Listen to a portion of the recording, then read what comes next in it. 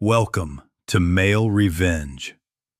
Stories of good men who spent their whole lives doing right and got betrayed by the very people they trusted the most. But these are not tales of hot-headed revenge. They are stories of justice. Because the good book says it plain in the book of Romans, chapter 12, verse 19. Vengeance is mine. I will repay, saith the Lord. So pour yourself a cup of coffee, settle into your chair, and let an old man tell you how it happened. The kid had his hand flat on my chest, walking me backward out of my own front door. And the worst part, the part that still keeps me up some nights, was this. I knew I could drop him before he finished his sentence. 68 years old, and the instinct was still there, quiet and certain, the way it stays with any man who spent his life in a boxing ring. Left foot drops, weight shifts. Short hook up under the ribs where the young ones never think to protect. He would have folded like a cheap lawn chair. I read him in half a second, the way I used to read a man across the canvas. Big through the shoulders, slow in the hips. No idea on God's green earth what he was standing in front of. But I kept my hands at my sides. I want you to know that. Whatever else you decide about me before this is over, I kept my hands down. Behind the kid, inside the warm gold light of the bar I built with my own sweat, stood the man who had taken it from me. Victor Kane. Clean suit, soft hands, and a smile that never once reached his eyes. It is a thing a fighter learns to watch for, a smile like that. Because a smile like that is a feint. It is what a man shows you right before the real thing lands. Don't make this ugly. Ray, Victor said, calm, almost kind. Take the old dog in the box and go on home. The bar isn't yours anymore. You signed it away yourself. I looked past him. Somebody had wiped the top line clean off the chalkboard menu. The Eileen, that drink had been called. The one I spent a year of my life getting right. In its place, in a stranger's handwriting, was the name of some company that meant nothing to me. And there, on the wet sidewalk by my feet, sat a cardboard box. My wife's photograph lay on top of it, the glass already beaded with rain. Underneath the frame was her notebook, the little leather one she filled with drink recipes before she passed. The one I built that whole bar out of, page by page. They had carried it out and set it down on the cold concrete in the rain like it was trash. That is when the heat came up in me. There is a kind of anger that rises so fast it whites everything out. And I had spent 40 years learning to swallow it. My right hand was already curled into a fist down at my side. Keep them down, Ray, I told myself. You swing on this man. You hand him everything. The knuckles on that hand were swollen and split 3 days into healing. But that, friend, is a story for later.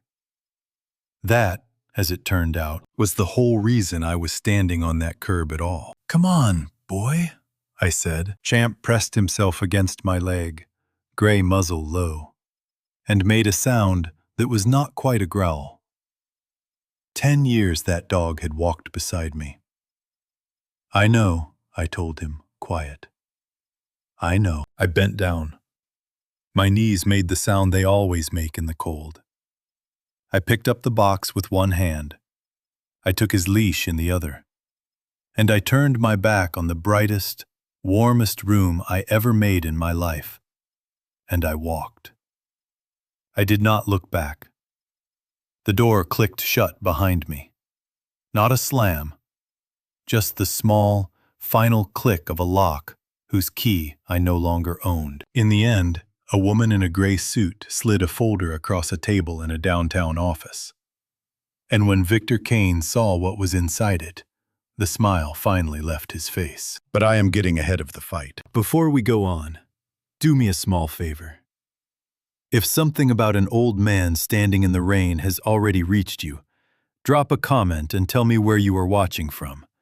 What city? What country? I read every single one, and knowing you are out there in my corner means more than I can put into words. And a small note before we keep going. This story carries fictional elements, shaped to tell something true about the human heart. Any resemblance to real names or places is pure coincidence. But every hard lesson in it is worth carrying with you. I have taken a lot of punishment in this life. I have been knocked flat in front of crowds that paid to watch it happen.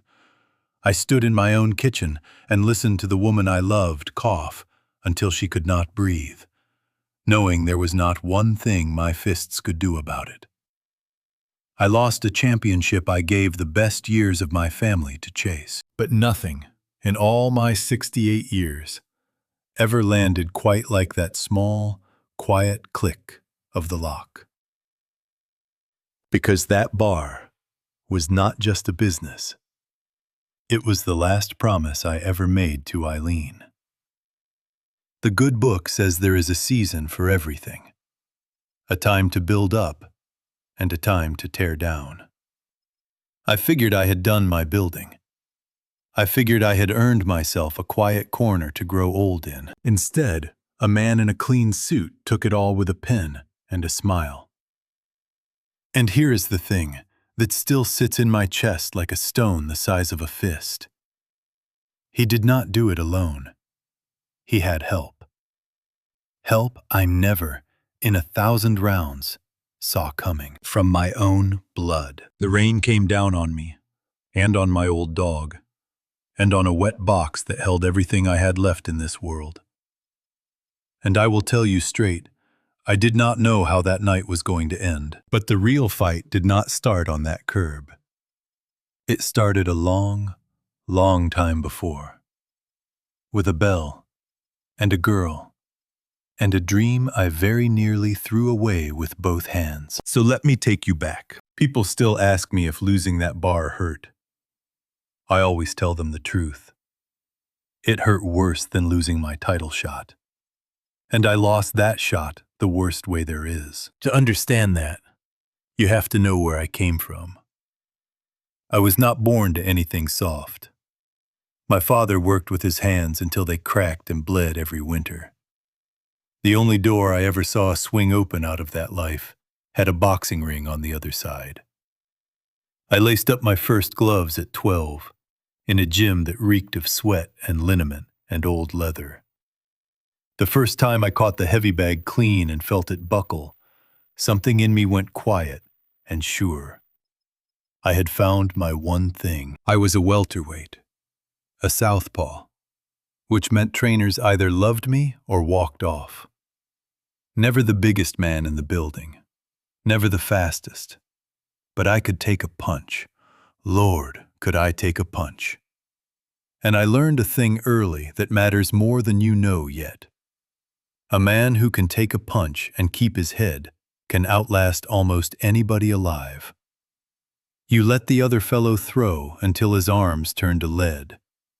And then, friend, you go to work. I met Eileen at a diner 2 blocks from the gym. I walked in with a split lip and one eye swelling shut. And she set my coffee down and said, "I sure hope the other fellow looks worse." "He does," I told her. She laughed. A laugh that started down low and climbed all the way up. And I decided right there to marry that woman. Before I caught her name. Here is the thing about a fighter.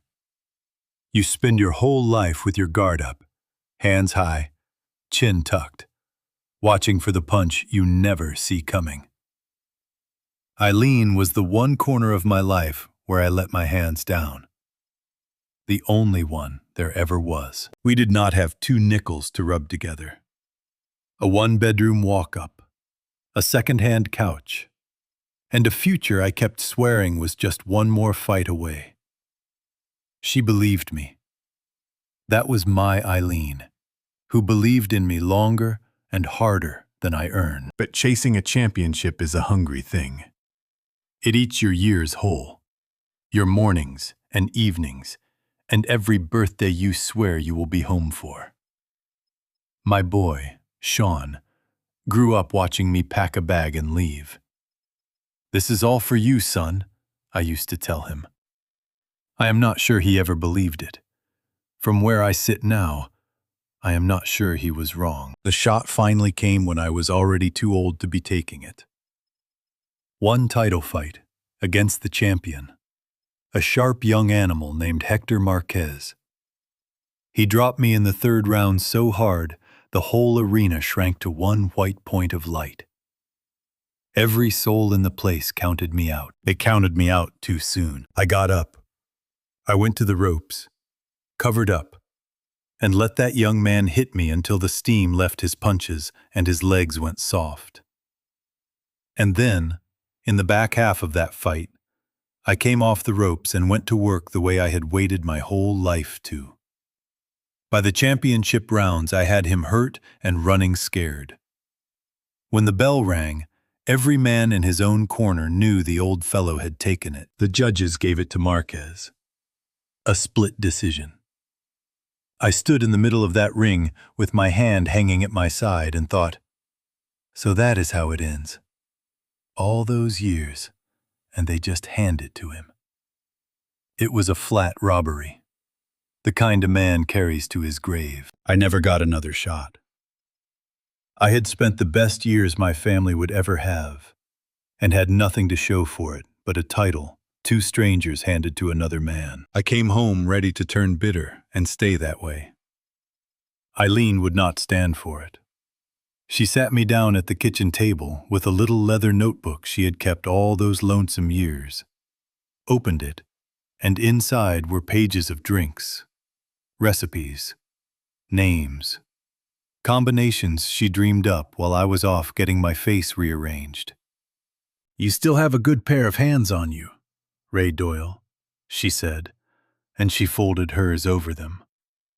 "Let us build something gentle with them, for a change." That little notebook saved my life. We were going to open a bar. Nothing fancy. A corner room where a tired man could get an honest drink made with care. Every recipe hers, in her own hand. She had even tucked a slip of paper inside the cover, a line of scripture in her tidy print. "The Lord is my light and my salvation. Whom shall I fear?" She did not live to see the doors open. The thing that took her fast, and there was nothing in these old hands that could hold it back. So I built it alone.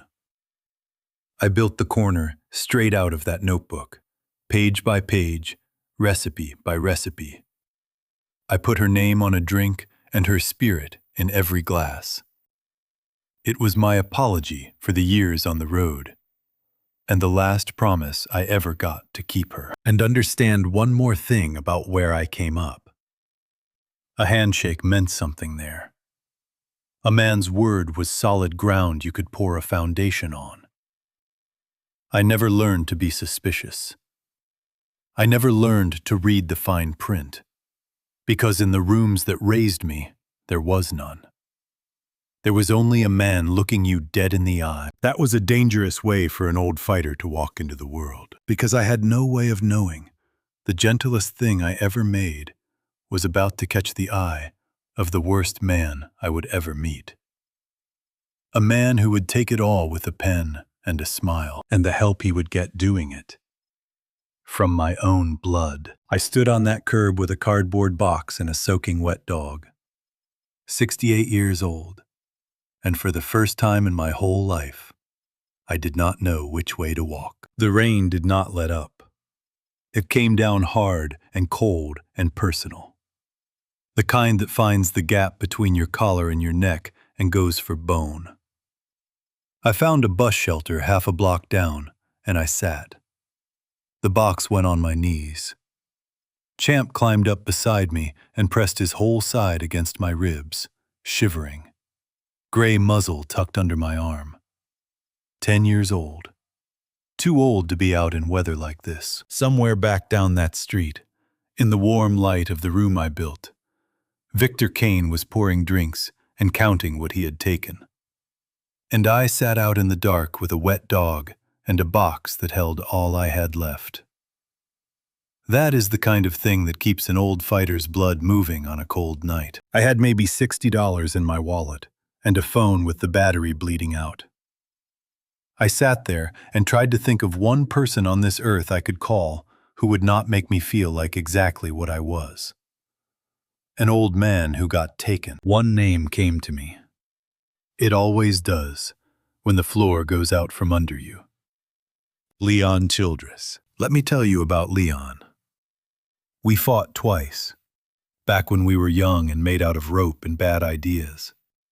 He beat me the first time, a decision over 10 hard rounds. I beat him the second, dropped him doing it, and he climbed up off that canvas, touched his glove to mine, and grinned through a busted mouth like I had done him a favor. Some fellows hate you for beating them. Leon decided that night to be my friend for life, and he never once went back on it. He was smarter than me, too.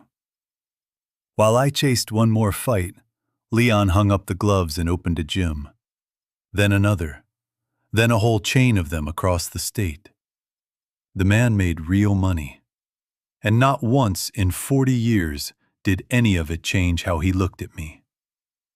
He came to Eileen's funeral, stood in the back, and cried like a child. Then drove me home and sat until 2 a.m, saying almost nothing. In this sport, we have a name for that. We call it your corner. The man who stays when the bell rings and everybody else goes home. I took out my phone. I found his name. My thumb hovered right over it, and I could not press it. Don't you dare. Ray, I told myself. You got this far on your own 2 feet. That was pride talking. Plain, stubborn, foolish pride. I spent my whole life the man who helps, never the man who needs it. And there I sat, too proud to come in out of the rain. Cold, beaten, holding on to my dog. I will tell you one more thing. I am not a praying man, not as a rule. But sitting in that shelter, I sent one up anyhow. And whether the Lord heard an old fighter or just nudged a sharp old woman to her window, I could not tell you to this day, because that is when the headlights swung across the wet street. A car rolled up slow to the curb and stopped. The engine cut. For a moment, there was only the rain and the hiss of tires on wet asphalt. Then the driver's door opened, and a big man unfolded himself out into the weather, broad through the shoulders even now. He wore a coat and no umbrella, and did not seem to care. Leon, I said. My voice came out rough. He did not say a single smart thing. He looked down at me, soaked through with a box on my lap, then at Champ, and something crossed his face I will not try to name. Marion called me, he said. Marion Voss, a regular at my place, 20 years if it was a day. A retired newspaper woman who could smell a lie through a brick wall, and who never once turned loose of a thing after she got her teeth in it. She had been across the street when they put me out. Of course, she saw the whole thing. And of course, she did not just stand there and watch. She had no business waking you at this hour, I said. She had every business in the world, Leon said. And so did I. Now get up off that bench, you old mule. I can manage. I can see how well you are managing. He nodded at the box, the dog, the rain running off the end of my nose. Get in the car, Ray. Champ was already on his feet, tail swinging, trotting toward the passenger door like he had been waiting on a ride all night. Animals know things. I have believed that my whole life, and I will believe it until they put me in the ground. Get in, Leon said again, gentler now. You and the dog both. We will figure out the rest somewhere dry. So I got in. The heater was already running. Warm air hit my wet face, and my whole body sagged with something half relief and half pure shame. 68 years old, dripping all over a rich man's leather seats because my own life had set my belongings out on a sidewalk in the rain. Leon pulled away from the curb and pointed the car up toward the hills. He did not push me to talk. He let the miles roll under us. And then, out past the bright part of town, with the wipers keeping slow, steady time, he said a thing I was not expecting. Ray, there is something I should have told you a long time ago. He kept his eyes on the road. But not tonight. Tonight, you sleep. And he would not say one more word about it the whole rest of the way. I woke the next morning in a bed that was not mine. In a quiet I did not recognize. For a moment I did not know where I was. Then it came back. All of it. The way bad news always comes back the second you open your eyes. The rain. The box. The lock clicking shut. I lay there and let it settle on my chest like a wet coat. Champ was already awake, chin resting on the edge of the mattress, watching me, the way he does when he has decided I need looking after. Somebody had set a water bowl down for him in the night. That small kindness. A bowl of water for an old dog. Near put me under more than anything Victor Kane ever did to me. Funny, the things that break a man. It is never the big hits. It is the small mercies that catch you with your guard down. I found Leon in the kitchen with 2 cups of coffee already poured. He slid one across the counter to me without a word, the way he used to hand me water between rounds. Some things about a man never change, no matter how much money he makes. You look like 10 miles of bad road, he said. I feel like 20, I told him. He let me drink for a while. He did not push. Then he set down his cup, folded his big hands on the counter, and got to the thing he had been carrying since the car. You remember the Marquez fight, he said. It was not a question. No man forgets the night that broke his heart. Every round of it, I said. Why? Because that fight never stopped. Ray. He looked at me steady. Not for the rest of the world it didn't. You went home and never watched it again. But that tape, the comeback, the robbery, all 14 rounds, it kept right on going. They put it in documentaries. They put it in one of those video games the grandkids play. They sell shirts with your face on them in shops you never set foot in. I stared at him. I told everybody years ago I did not want a dime off that fight. I meant it. You do not put a price on the worst night of your life. I know what you said. Leon reached into a drawer behind him and laid a single sheet of paper on the counter. So I did not ask you again. I just made sure your name was licensed right. And every check that came in, I put it in an account with your name on it. For 30 years. I did not pick the paper up right away. I am not too proud to tell you I was afraid of it. When I did, I looked at the number at the bottom, and the kitchen tilted a little under my feet. That cannot be right, I thought. That cannot be my name on that line. It was more money than I had ever made in the ring. More than the bar had ever been worth. More than a man like me ever expects to hold in one lifetime. Leon, I said. My voice had gone somewhere small. Why would you do this? Because you were in my corner once, when I had nothing. He shrugged those big shoulders. A man pays that back, or he is not much of a man. I set the paper down. I pressed both hands flat on the cold counter and breathed through it, the way you breathe through a body shot when crying out would cost you too much. 30 years that money sat in the dark, while I welded patches on a rusted truck and counted quarters at the grocery and built a bar out of a dead woman's notebook because I thought it was all I had left. And here is the part I need you to understand, because it is the truth. And I promised you the truth. The money did not fix one single thing. It did not give me back the bar.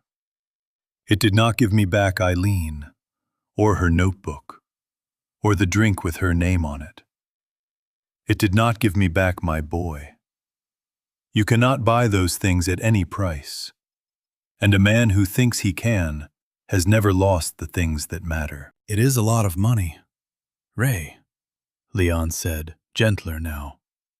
He came around the counter and stood beside me. Enough to live on for the rest of your days. Which means whatever you decide to do about Victor Kane, you are not doing it scared. You are not doing it broke. You hear me? I hear you. I rubbed a hand down my face. But money won't win this, Leon. He has got papers I signed. He has got the law on his side. I am an old man with a full bank account and no way through my own front door. Leon was quiet a moment. Then he said the thing that planted itself in me and would not let go. You won't win this with money. You are right about that. He put a heavy hand on my shoulder. You will win it the way you won the back half of the Marquez fight. You go to the ropes. You let him throw. You let him punch himself plumb out. So sure he has already won that he forgets to keep his hands up. And then, Ray, when he is tired and proud and wide open, he squeezed once. Then you come off the ropes. I looked at my oldest friend, standing there in his bright kitchen, and for the first time since that lock clicked shut, something in me that was not grief stirred awake. The good Lord did not make me a quitter. He made me a man who could take a punch, so I was not broke. But I did not yet know how deep the hole went, or that I had dug part of it myself. Let me take you back to the spring, to the day I shook the wrong man's hand and called it good fortune. I can see it all now, plain as the lines on my palm. The trap closing, slow and patient, one polite inch at a time. But that spring I did not see a trap. I saw a miracle. And that, friend, is exactly how the good ones get you. A street fighter you can see coming a mile off, fists up, bad intentions all over his face. The dangerous ones do not come at you swinging. They come smiling, with a gift held out in both hands, and they wait for you to reach for it. The corner was doing well that year. Better than I ever let myself dream it might. The drink I named for Eileen had caught on, and folks were driving clear across town just to sit at my bar and try it. Old men nursed a single whiskey for 2 hours because nobody rushed them out the door. A young woman from the local paper came in one night, ordered the Eileen, and wrote us up the next week. Called the place a hidden gem. Called me a craftsman. I had been called a lot of things in my 68 years. Contender. Has been. Old man. Washed up. Craftsman was a brand new one. And Lord, did it sit warm in my chest. I think that is the thing I am most ashamed of now. Not that I got fooled, that I was so hungry to be fooled. That is when Victor Kane walked through my door. He did not look like a wolf. They never do. He looked like a man who had read that article and driven straight over to shake my hand. Good suit, soft hands, a smile that took up his whole face. Mr. Doyle, he said, I have been in the hospitality business 20 years, and I have never once tasted anything like what you are doing in here. This is not a bar. This is a legacy. Now understand something about a fighter. I spent 40 years reading men for a living. I could tell you a fellow's next punch by the twitch in his shoulder, the shift of his weight, the lies sitting back behind his eyes. I read every single man I ever faced across that canvas, and I missed Victor Kane. Missed him the way you miss the one punch that puts you to sleep, the one you never see coming. Because he was not selling me money. He was selling me the one thing I had never once been handed in my whole life. He was telling me that the night the judges robbed me did not have to be the end of my story. He was telling me I still mattered. Eileen's name could be on bars all across this state, he said, leaning in close like he was letting me in on a secret. Her recipes in every one. Her vision. You and I, we could build something that outlasts us both, Ray. A real legacy. For her. For her. 2 little words. He had found the soft spot under my guard in under 10 minutes, and he set his thumb right against it and pressed. I told him about the notebook. God forgive me, I did. I went in the back and brought it out, and I showed a stranger her tidy handwriting, the slip of scripture she tucked inside the cover, and told him how I had built the whole place out of a dead woman's dream, page by page. He held that little leather book like it was made of glass.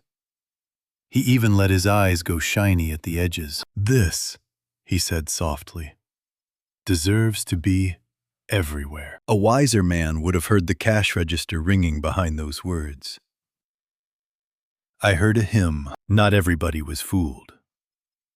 Marion Voss cornered me at the end of the bar a week later, both hands flat on the wood, and fixed me with that look of hers. Ray, I wrote about men like this one for 30 years.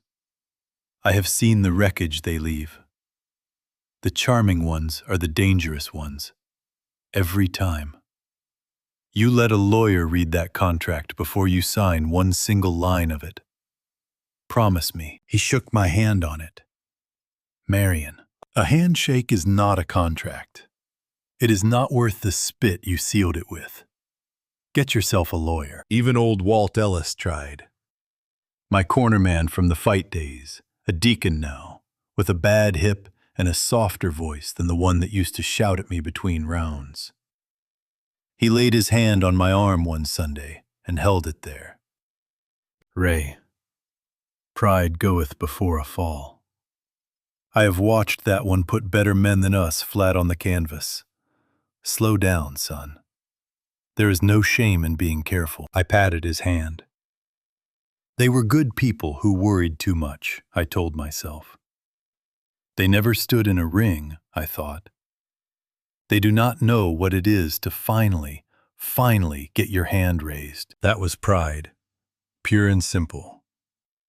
Pride dressed up in a Sunday suit and calling itself love for my Eileen. I was being sold a bill of goods, and I bought every last word of it with a smile on my face. So when Victor slid those partnership papers across my own bar, I did not call a lawyer. I did not read past the first page. In the world that raised me, a man's word was a beam you could hang a roof on, and Victor Kane had given me his.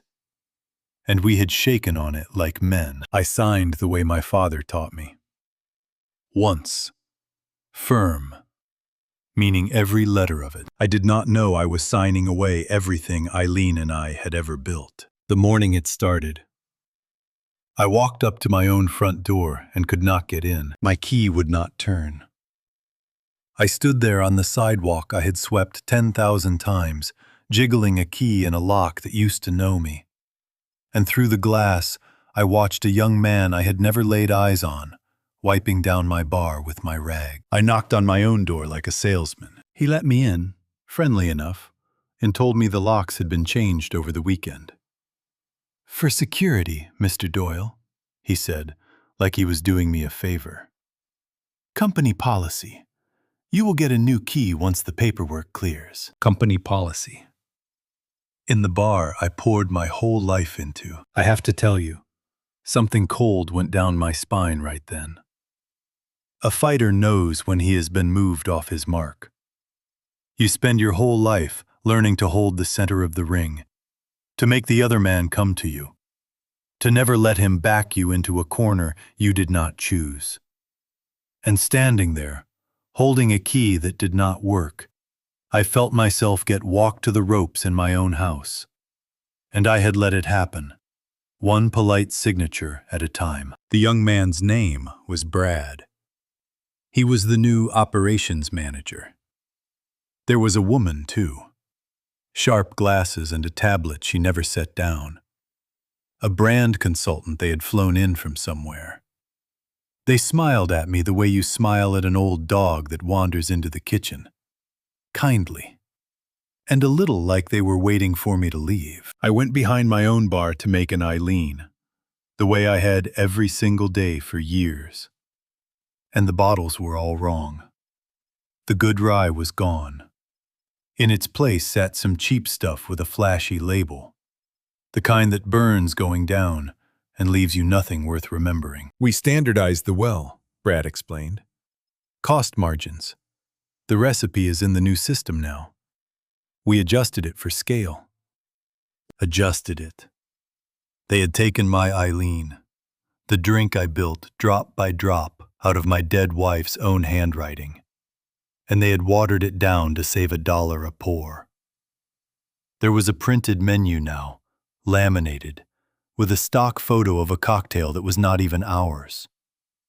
Her name was on it, spelled right, and every word underneath it was a lie. I stood there holding the cheap bottle, and I thought I might come apart at the seams. She wrote this by candlelight, I told myself. She is not here to defend it, so I have to. But I did not know how. You cannot throw a hook at a spreadsheet. That was when I saw Sean behind the back desk. My boy, head down over the books, and he would not look at me. Sean and I had not been close in a long, long time. There were years I was out on the road chasing fights I had no business chasing. Years he needed a father and got a phone call from a motel instead. He kept the bar's books because I asked him to, because I thought maybe the numbers could be a bridge between us. I did not know then that Victor had already walked across that bridge first. Dad. Sean finally came over, voice low, with one eye on Brad. Can we talk in the back? In the storeroom, among the cheap bottles, my son told me the real shape of his life.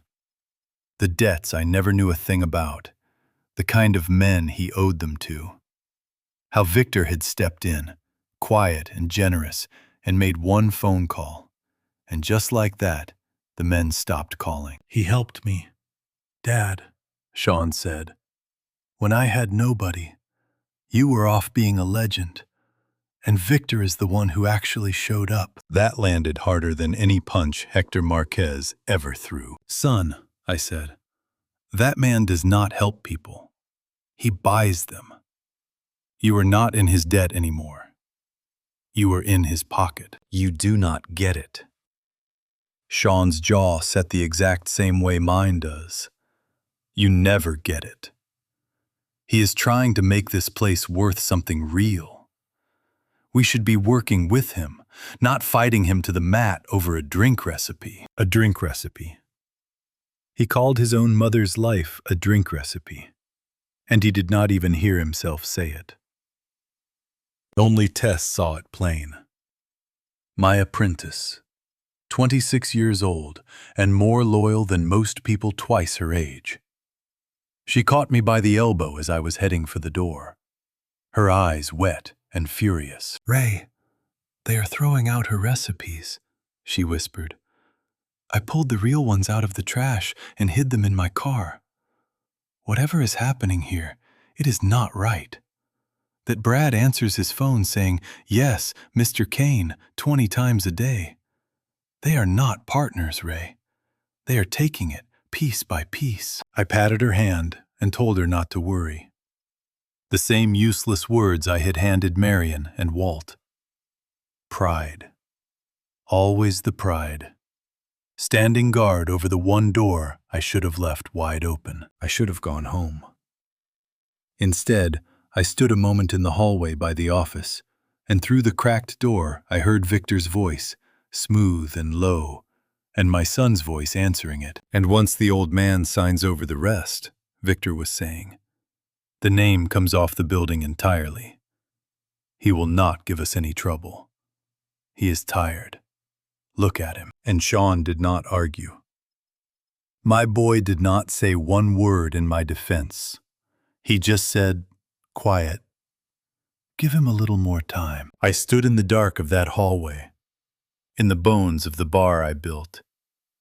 And that was the first time I understood my own son might be standing in the other corner. Tess found me first.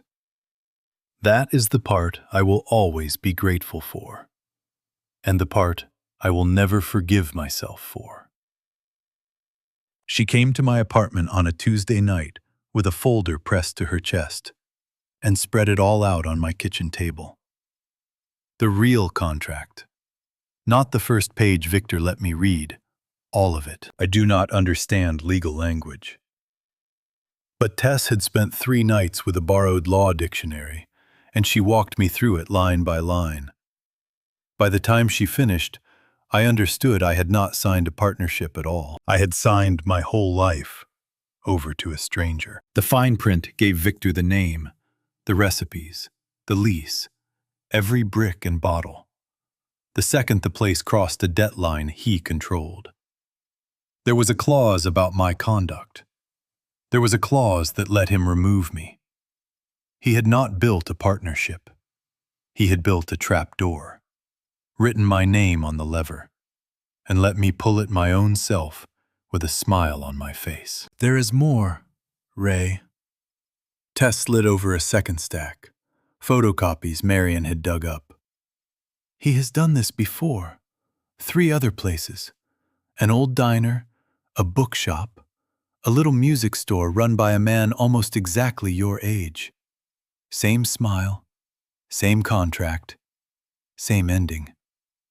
They all lost everything, and not one of them could prove a thing. I sat at that table and did not say a word.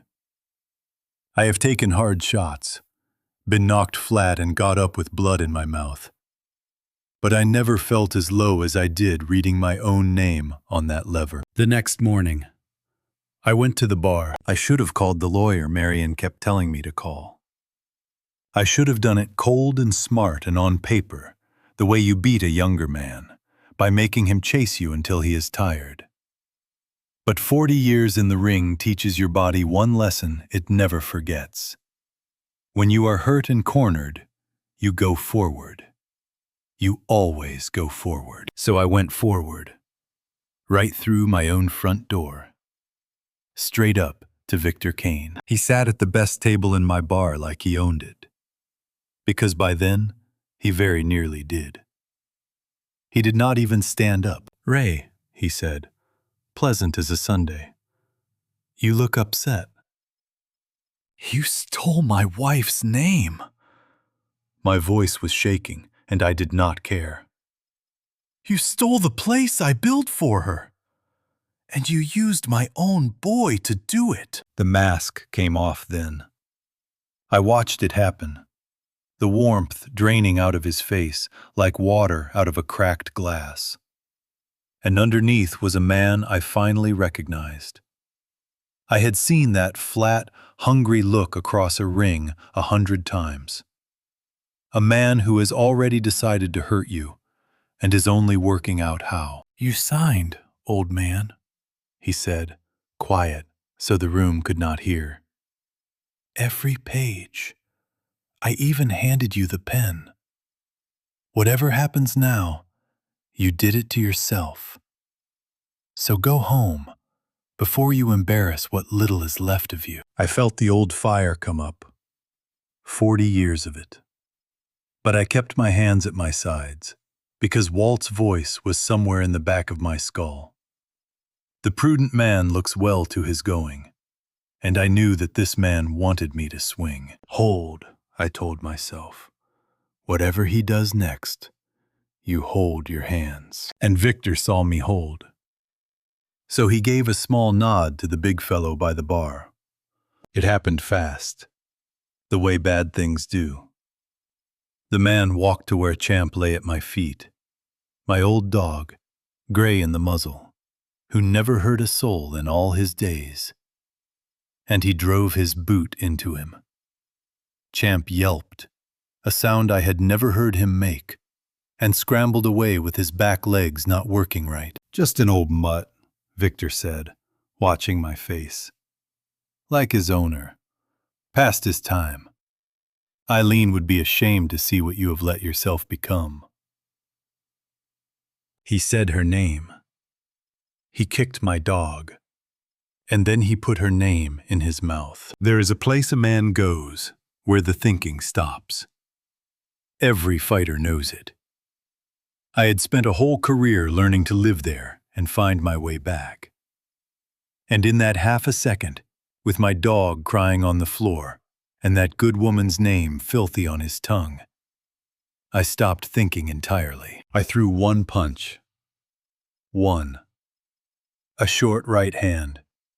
The same one that dropped men half my age.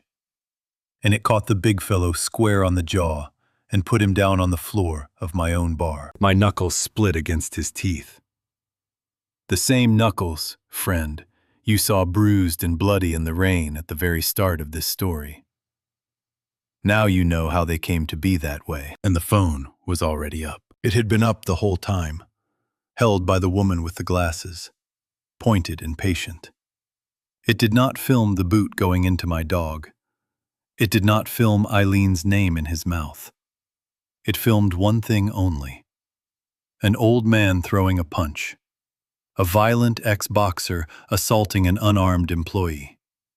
That is the story that little clip would tell, and Victor had written it before I ever walked through the door. I had handed him the one weapon he was still missing. I loaded the gun and pressed it into his hand, my own self. 3 days later, it rained. They changed the locks while I was at the animal hospital with Champ. They put my life in a cardboard box and set it on the curb in the storm. And they called the police to stand by in case the dangerous old man made trouble. And that is how I came to be standing in the rain, holding a box, with my dog limping at my feet. Now you know how the bell rang. Let me tell you how I answered it. The letter came by courier, which tells you something. A man who truly has the law on his side does not need a courier. He sends one when he wants you to feel small. It was 3 pages, and I read every word this time. Lord, did I read them. I read about the assault, my assault, captured on video. A violent felon with a documented history of violence in the ring. I read about the conduct clause, the one Tess had warned me about. The one that gave Victor the right to remove a partner who brought the business into disrepute. And I read the date. He wanted the rest of my interest signed over by the 19th. The 19th. He had even given my ruin a deadline, the way you circle a fight on a calendar. Every fight of my life. I knew the date going in, and I trained for it. I chose to climb through those ropes. This was the first time a man had set a date for my destruction and never once asked whether I would show up. That afternoon, a woman came to see me. She wore a charcoal suit and carried a thin leather case. And she did not raise her voice one time, which was somehow worse than if she had. Mr. Doyle, my name is Lena Frost. I represent Mr. Kane. She set a card on the table that I did not pick up. I am going to be direct with you, because I think you are a direct man. You assaulted an employee. We have it on film. If this goes to a courtroom, you will lose, and you will spend money you do not have losing it. And when it is over, your name will be a punchline in this town for whatever years you have left. Get out of my chair, I said. She did not move. I had met her kind before, in the fight game. The quiet ones in good suits who never throw a punch themselves but stand in the corner of every man who does. They do the real damage, and they never get their hands dirty. Or, she went on, you sign the remaining interest over by the 19th, we make the assault matter disappear, and you walk away whole, with a small settlement for your trouble. Mr. Kane is being generous. He does not have to be. She finally stood. Think about your dog, Mr. Doyle. Veterinary care is expensive. So is dignity, at your age. She knew about Champ. Of course she knew. They had kicked him themselves. When she left, I sat in that little apartment and felt the walls come in. I had been hit before, but getting hit in a ring, there is a referee. There are rules. There is a bell that ends the round. This had no bell. This was a man who could keep swinging long after I went down, and the law would hold my arms while he did it. There is no bell, I thought. He can hit me forever, and they will call it the law. I finally did the thing I should have done back in the spring. I swallowed what was left of my pride and went to see a lawyer. One Marion trusted, in a small office above a sandwich shop. She was kind. That was the worst part. She read the contract twice, slow, and when she set it down, she did not try to sell me any hope. Mr. Doyle, I will not lie to you. This is one of the tightest agreements I have ever read. Whoever drafted it knew exactly what they were doing. Fought head-on. As a contract dispute, you lose. I am sorry. There is no way out that I can see. No way out. I had heard those exact words once before, sitting on a stool in the 14th round against Hector Marquez, my eye swollen shut, my legs gone out from under me, the whole arena already counting me out. I walked home in the cold. Champ limped beside me, slow, favoring the leg. And every few steps he looked up at me like he was sorry he could not keep up. As if any of this were his fault. As if a single inch of it were his. That night I could not pray the way I used to. I tried.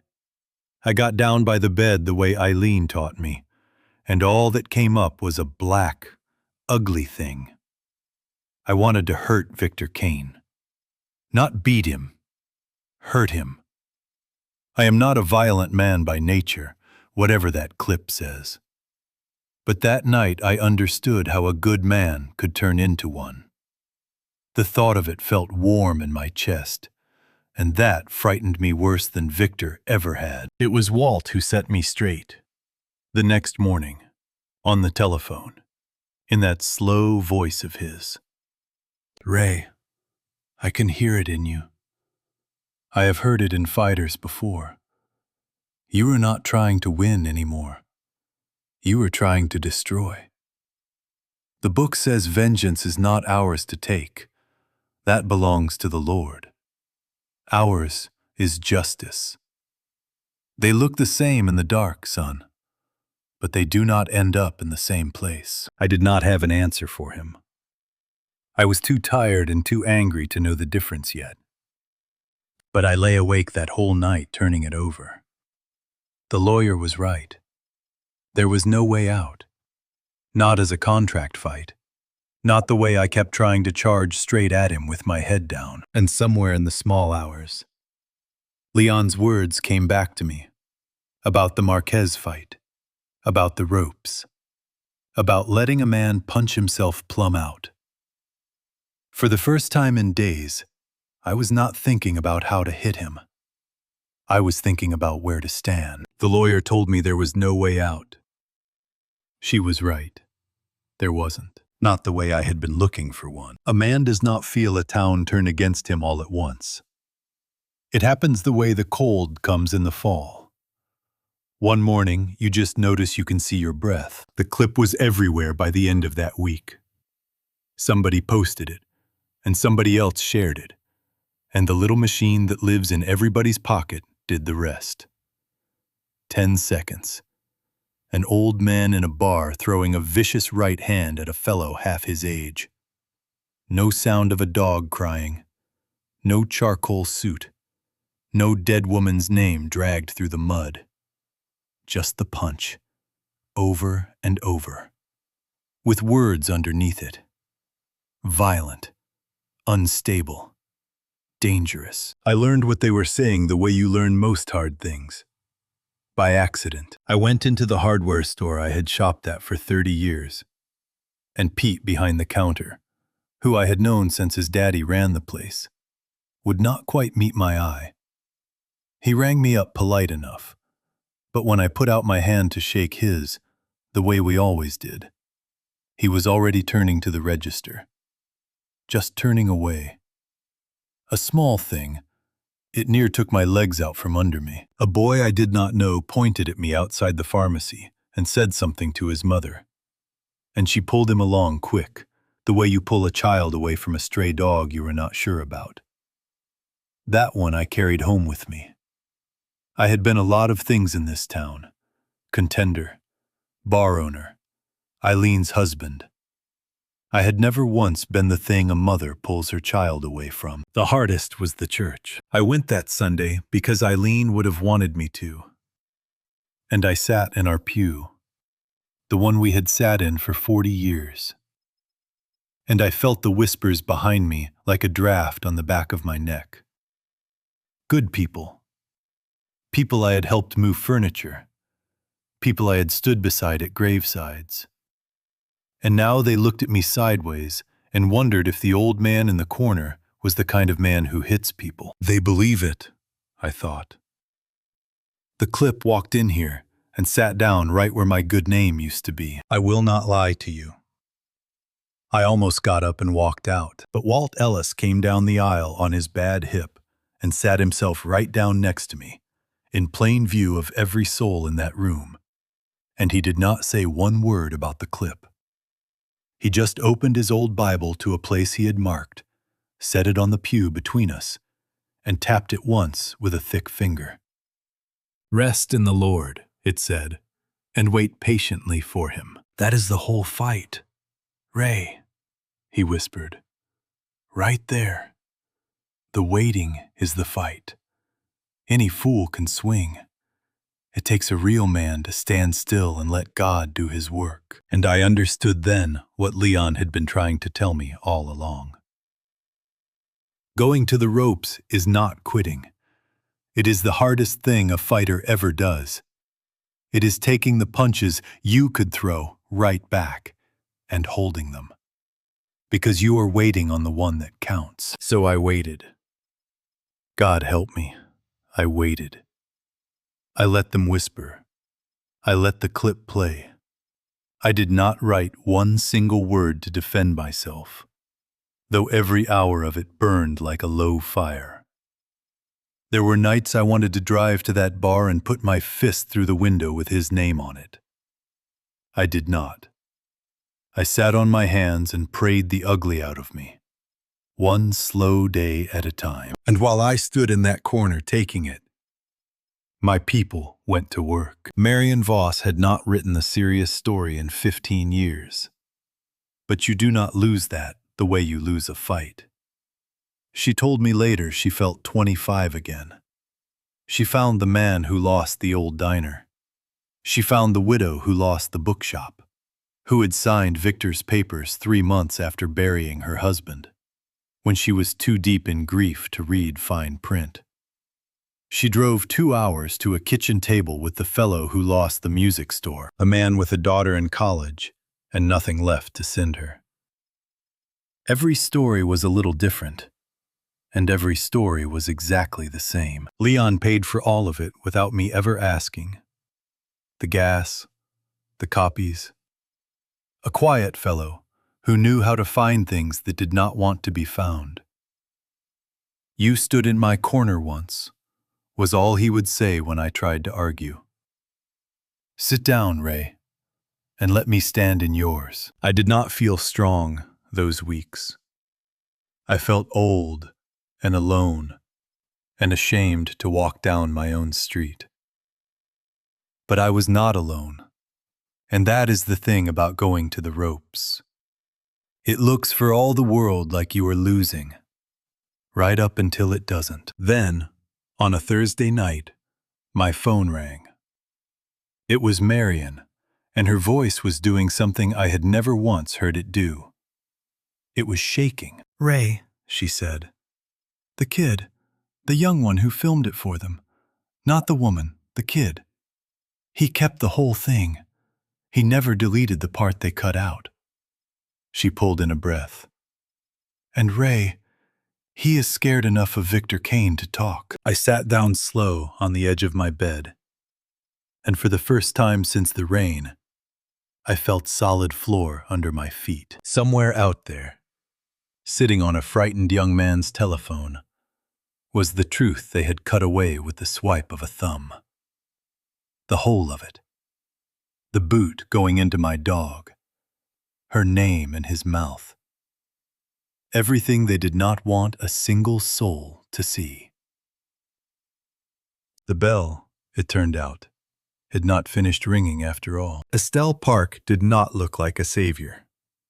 She looked like a woman who had read the whole file before she ever shook my hand, decided I was telling the truth, and was not going to waste either of our time pretending otherwise. Marion brought her to me. Leon paid for her. She had spent 20 years putting men like Victor Kane out of business, and she sat at my little kitchen table with Marion's folder open in front of her and tapped it once with a finger, the same way Walt taps his Bible. "Mr. Doyle, the lawyer you saw was not wrong," she said. "If you fight this as a contract, you lose. The contract is perfect. And that is the first thing that told me what he is." "How do you mean?" "An honest deal does not need a contract that good." She turned a page. "A man does not build a trap door unless he means to drop somebody through it. You did not lose because you were careless. You lost because a professional did this to you. The same way he did it to a diner, a bookshop, and a music store run by a man named Harold Beckett, who I think you are going to want to meet." I did not know that name yet. I would. "So we do not fight the contract," she went on. "We do not argue about one bar. We prove the pattern. We show a court that this man hunts older people on purpose, that he has done it over and over, that the charm and the paperwork are a machine built to strip everything from folks whose only mistake was trusting a handshake. You stop being one bitter old man with a grudge. You become the proof of what he is." "How do you prove a thing like that?" I asked. "A pattern. With them," she nodded at the folder, "one ruined old soul is a sad story.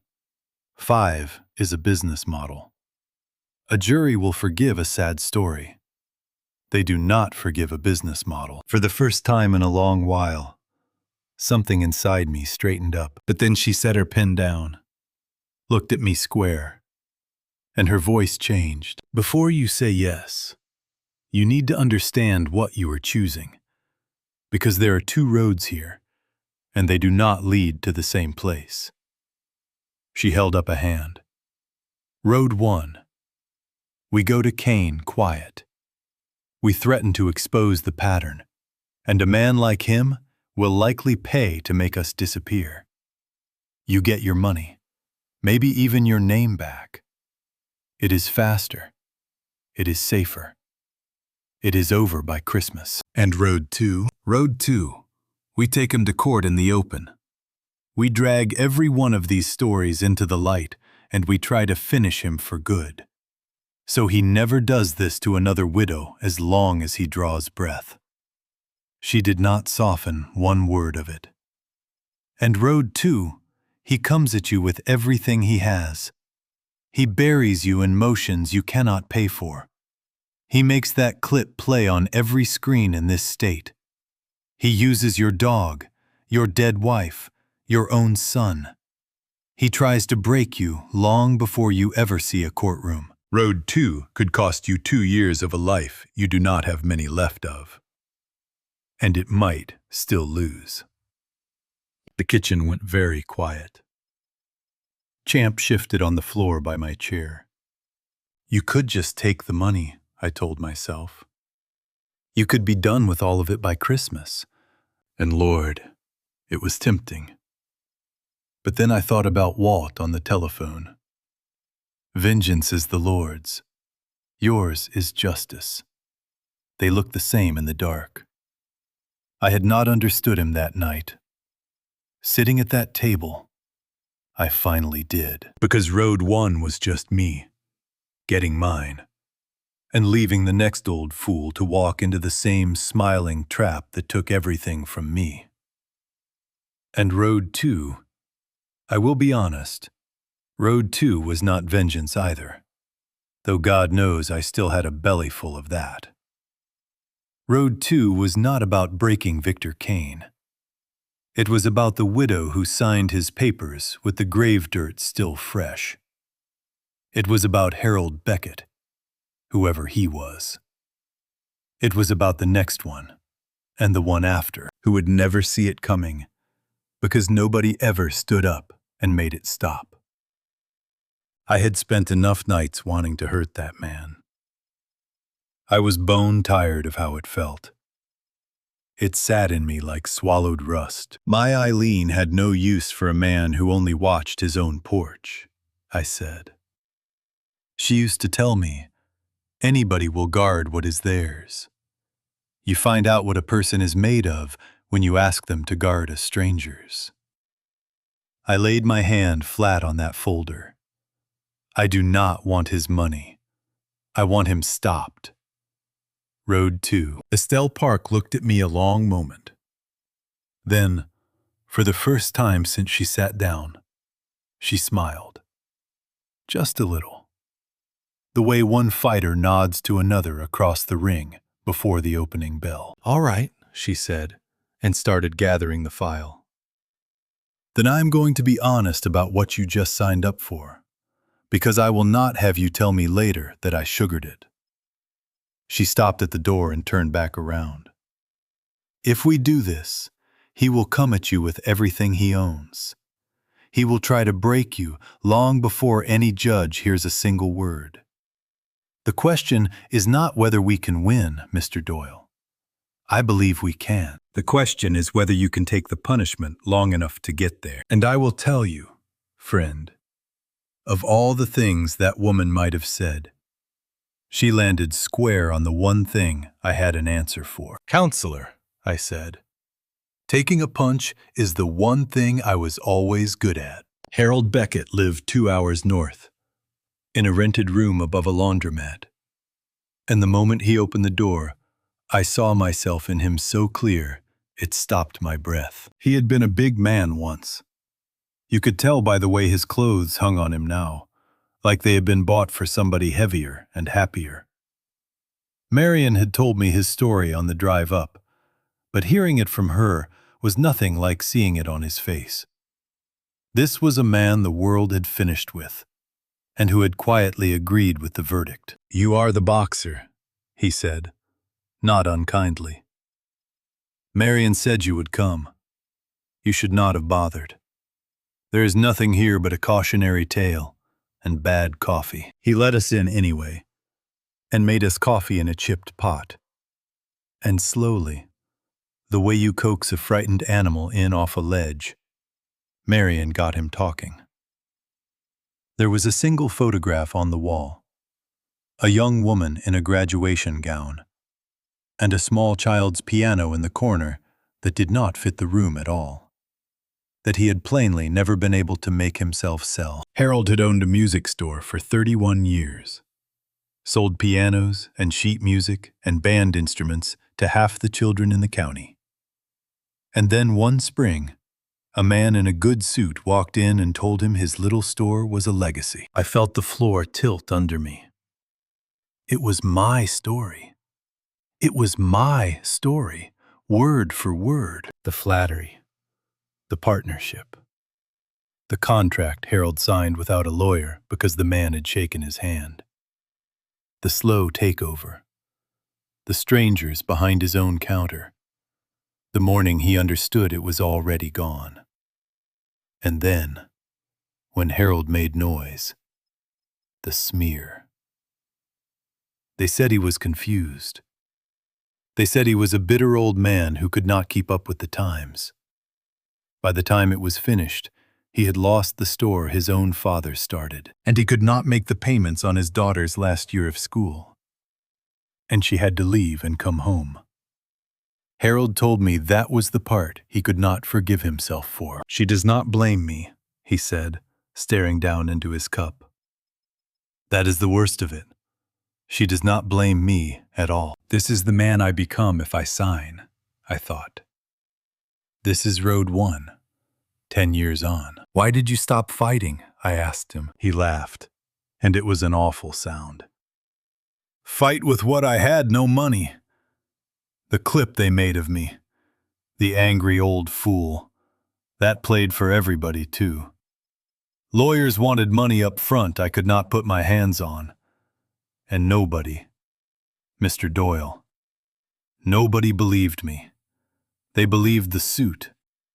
They always believe the suit." He looked up. His attorney came to see me. A woman, Frost. Told me if I kept talking, what little was left of my name would go too. And I was tired, so I stopped. And he won. Lena Frost. The same charcoal suit. The same quiet voice. She had said the very words in that room above a laundromat that she had said in my kitchen. They were not even new words.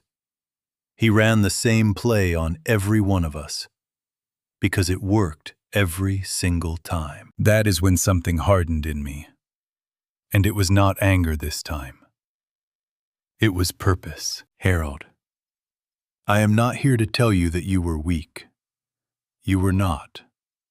You were robbed by a professional, same as me.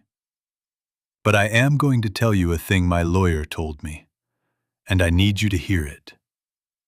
I leaned in. One ruined old man is a sad story. A jury feels bad and goes home. But 2 of us, telling the same story, that is not a sad story anymore. That is a pattern. That is proof. You and me together are the one thing he has spent his whole career making certain never happens. He shook his head. "I cannot go through it again." "You would not be going through it for you," I said. "Neither would I. There is a widow out there he took a bookshop from. There will be another one next spring, and another the spring after. Some old fool exactly like us who shakes the wrong hand. We are the only people alive who can stand up and say, we know precisely what this man is, because he did it to us." I held his eye. "I am not asking you to fight for your store, Harold. It is gone. So is mine. I am asking you to stand up so the next one gets to keep theirs." For a long while he did not say a word. Outside, the laundromat machines rumbled up through the floorboards. Meanwhile, back home, Victor was getting careless. Marion had a friend who tended bar 2 streets over from mine, and the word was that Victor had already lined up a buyer for my place. He was bragging at dinners about the old fighter he had handled. He had even let Frost ease off, certain the whole matter was as good as closed. He thought he had me on the ropes. He thought the fight was over, and all he had to do was wait for me to drop. He had stopped watching me the way a man stops watching an opponent he is certain is already beaten. He did not know that I had spent my whole life being most dangerous in exactly that moment, flat against the ropes with my arms up, waiting. That was exactly where I needed him to be. Harold finally set down his cup. His hands were shaking. But his voice had stopped. "He told me the same thing he told you," he said quietly, "that nobody would ever believe an old man." He looked at me, and for the first time there was something in his eyes that was not defeat. He was right about me. Do not let him be right about you. Here is a thing they do not teach you anywhere but in a ring. Sometimes the smartest thing a fighter can do is let the whole world believe he is finished. I have done it for real. Late in a fight, legs gone, I have sagged against the ropes and let my hands drop and watched a younger man's eyes light up because he thought he had me, and loaded everything he owned into one finishing shot. And that, friend, is the moment you have been waiting for. A man swinging for the knockout has stopped protecting himself. He is all the way open. You only have to be willing to take one more hard one to get there. So for 2 weeks, I played dead. I let myself be seen. I shuffled into the diner looking beaten and let them watch me not finish my coffee. When folks from the bar passed me on the street, I dropped my eyes like a dog that has been whipped. I let the whole town believe what the clip had told them, that Ray Doyle was done, that the fight had finally gone out of him. One afternoon, Sean saw me through the diner window, sitting alone over a cold cup, and he started toward the door. Then he saw the same beaten old man everyone else saw, and he stopped, and he turned around and walked away. I let him. That one I had to choke down whole. My own son deciding his father was finished, and me sitting still and letting him believe it, so the lie would hold. And Lord, it was the hardest thing I have ever done. Harder than any 14 rounds. Every cell in me wanted to stand up straight and tell the truth. Pride wanted it bad. But Walt's voice was in me now. The waiting is the fight. And I kept my hands down and let them believe I had quit. I prayed every morning for the strength to keep looking weak. It is a strange thing to ask of the Lord. Make me seem like less than I am. But it was the only prayer that fit the shape of what I had to do, because behind the curtain, my corner was working. Estelle had the fraud case nearly built. A thick spine of documents tying Victor to every ruined name Marion had turned up. Harold Beckett had driven down and signed a sworn statement, his hand shaking the whole time. And when he set the pen down, he sat back and looked 10 years younger. Marion had found the boy who filmed the punch, a scared kid, barely 20, who wanted no part of it. And she sat with him 3 nights until he trusted her enough to hand over what was on his phone. The whole thing, uncut. The boot going into Champ. Eileen's name in Victor's mouth. Everything they had clipped away and buried. We almost lost it, too.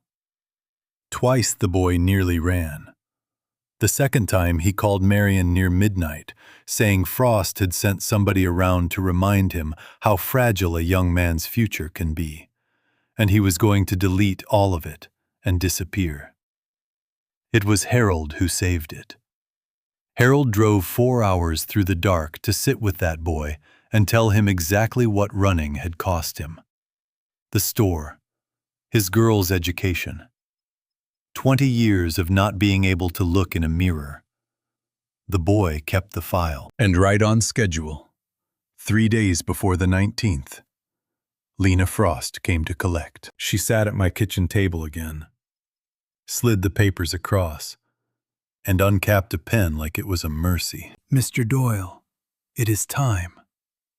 Sign these, take the settlement, and all of this ends quietly. You have fought longer than most men would have. There is no shame in being tired." I made my hands tremble. It was not hard. I just quit fighting the tremble that was already there. I picked up the pen and set it back down. picked it up again.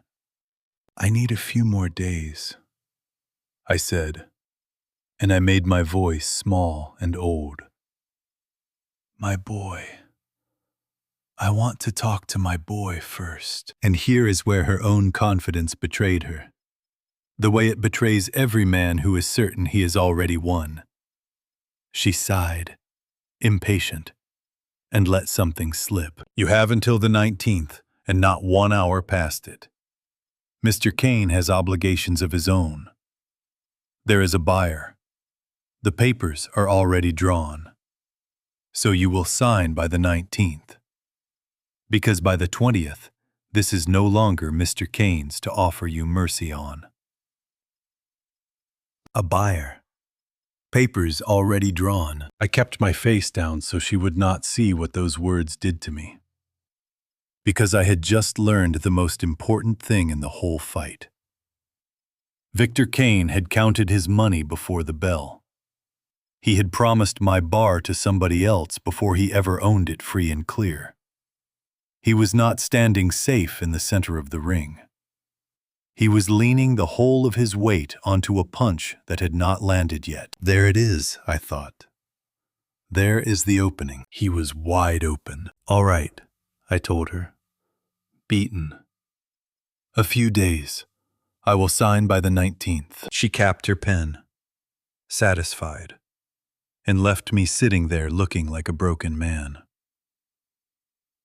That night, the night before the morning Victor believed I would hand him everything, my telephone rang. It was Estelle. And there was something in her voice I had not heard from her before. It was steady, and underneath the steady, it was fierce. "It is ready, Ray. All of it. The pattern, the depositions, Beckett, the full video, every last page." She let it sit a moment. "Tomorrow he thinks you are coming to sign. Instead, we file. And the second we file, it is public. There is nothing he or Frost can do to put it back in the box." I sat in the dark a long while. Champ laid his gray head on my knee. "Get some sleep, Ray," Estelle said, softer now. "Tomorrow, the bell rings." On the morning of the 19th, Victor Kane put on a good suit and waited for an old man to come and sign away the last of his life. I did not come. Instead, at 9 o'clock sharp, Estelle Park walked into the county courthouse and filed a lawsuit with my name at the top and 4 other ruined names beneath it. And at that very same hour, in the paper and on every local screen across 3 counties, Marion Voss published the story she had spent her whole second wind writing. She had not lost a step in 15 years. The piece was a hammer. It laid the entire pattern out in daylight.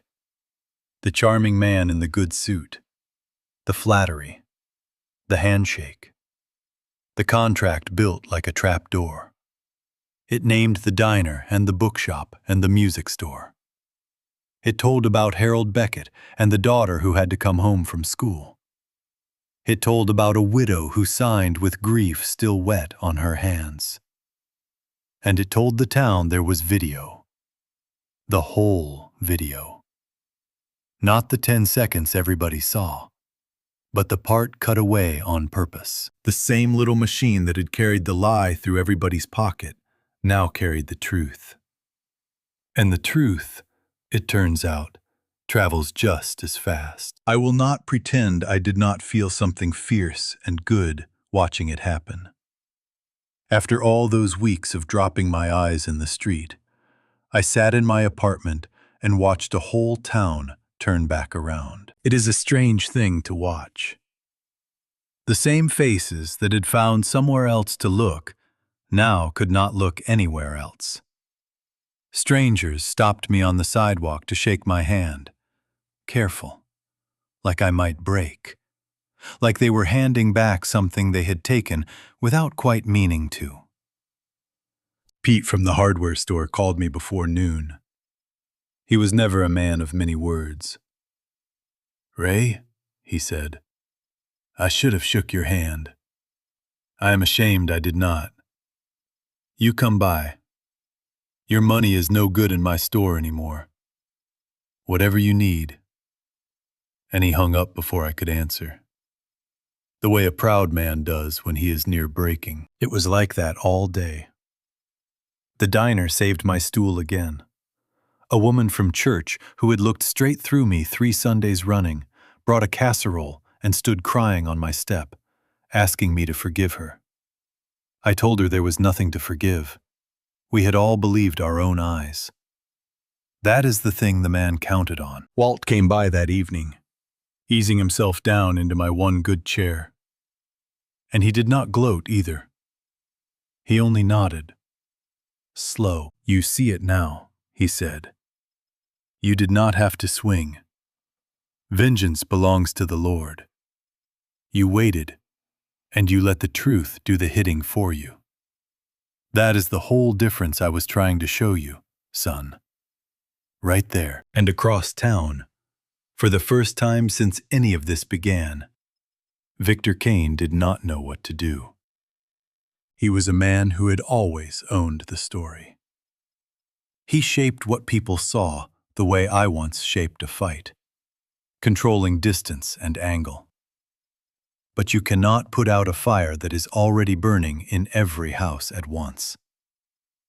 Marion told me later that Frost was calling reporters and getting hung up on, that the buyer for my bar had read the news and gone silent, that Victor's whole polished machine was, for the first time in its life, swinging at smoke. He had punched himself clean out.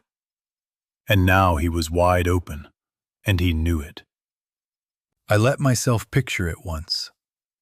Victor Kane in that good suit, sitting in my bar with the final papers squared in front of him and a pen uncapped, waiting on a beaten old man who was never going to walk through the door. I would have given a great deal to see his face in the moment he checked his watch and finally understood that the old man was not coming, that he never had been. That should have been the happiest night of my life. The bell had rung, I had come off the ropes, and the whole town was on its feet. But that is not how it went. Because at 8:30, my phone lit up on the table, and the name burning on the screen was Sean. My son was calling. I had waited months for that. There had been nights I would have given my right hand to see that name on my phone. And now here it was, buzzing against the wood. And I sat and stared at it and could not make my hand move. "Answer it," I told myself. "That is your boy. Pick it up." But I did not know why he was calling. And that was the whole trouble. Maybe he was sorry.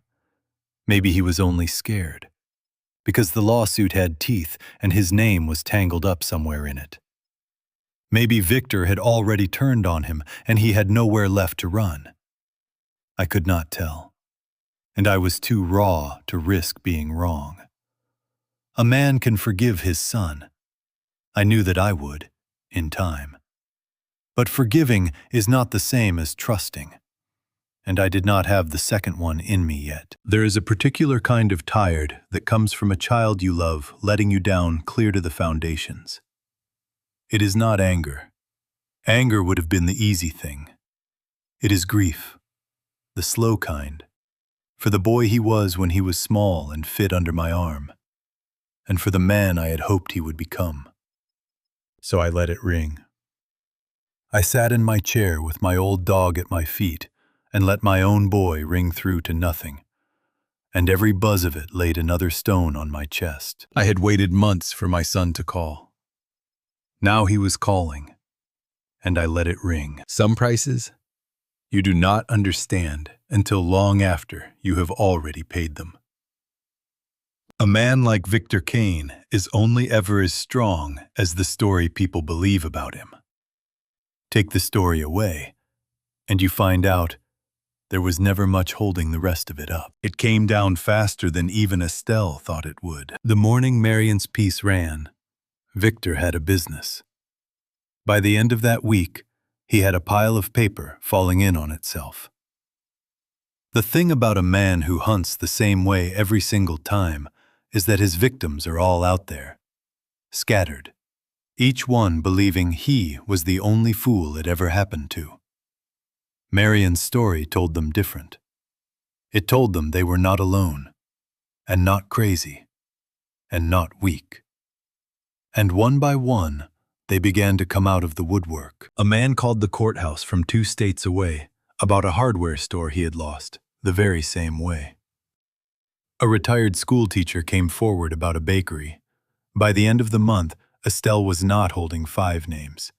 She was holding 11. And the telephone had not stopped ringing. The money saw it coming and ran, the way money always runs. The partners who had put cash into Victor's deals started yanking it back so fast they tripped over one another. The bank that held his paper got nervous. And the buyer, the one Frost had let slip, the one who was going to take my bar off Victor's hands and make him whole again. That buyer read the newspaper like everybody else and simply vanished. Which left Victor Kane holding a property he had already spent, promised to a man who no longer wanted it, in the middle of a lawsuit with his name on every line. Marion's friend who tended bar 2 streets over said Victor had stopped coming around at all. The dinners stopped. The handshakes stopped. A man who had walked into my place like he owned the world was suddenly a name people crossed the street to avoid, the very way they had crossed it to avoid me a month before. The wheel had turned all the way around, and now he was the one caught under it. He had counted his money before the bell, exactly like I knew. And now the bell had rung, and the money was gone, and he was standing in the center of the ring with nothing left but his hands down. I will be honest with you about one thing, because I promised you honest. I thought watching it come down would feel sweeter than it did. Tess wanted to celebrate. She came by with a bottle of the good rye, the kind Victor's people had thrown in the trash, and she was lit up like a child on Christmas morning, and Lord love her for it. But I could not get there with her. I poured her a glass and took one sip and sat down with my dog. And what I felt was not joy. This is justice, I thought. So why does it sit in me like grief? It was the quiet that comes after a long fight, when the other man is down on the canvas and you realize you do not hate him at all. You are just bone-tired and grateful it is ending. Walt would have called that the difference between justice and vengeance showing itself one more time. A man who wants vengeance dances when his enemy falls. A man who only wanted justice just wants it to be over, and wants it to never happen to another soul again. I did not dance. I sat there and let it be over. Except it was not over. Not yet. Estelle called me on a Tuesday and told me to sit down. And then she told me a thing I did not see coming. Lena Frost reached out to me, she said. Quietly. Off the record. Frost. His own lawyer. His own lawyer. Ray. Rats do not go down with the ship. They never have. She can see what is coming, and she is hunting for a lifeboat. She is feeling out whether there might be a deal to be had if she were to, let us say, cooperate. Tell us things. Hand us things. I could hear the grim little smile in her voice. The very woman who sat in your kitchen and threatened your dog is now offering to testify against the man who sent her to do it. I sat with that a long moment. There is a kind of poetry to it when a man builds his whole house out of people he bought.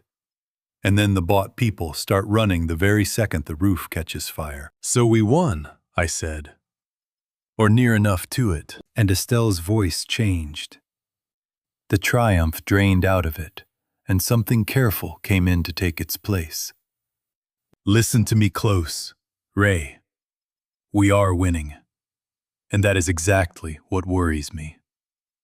I have done this 20 years, and I am going to tell you the most dangerous moment in any case like this one. It is not the start when they are strong. It is right now.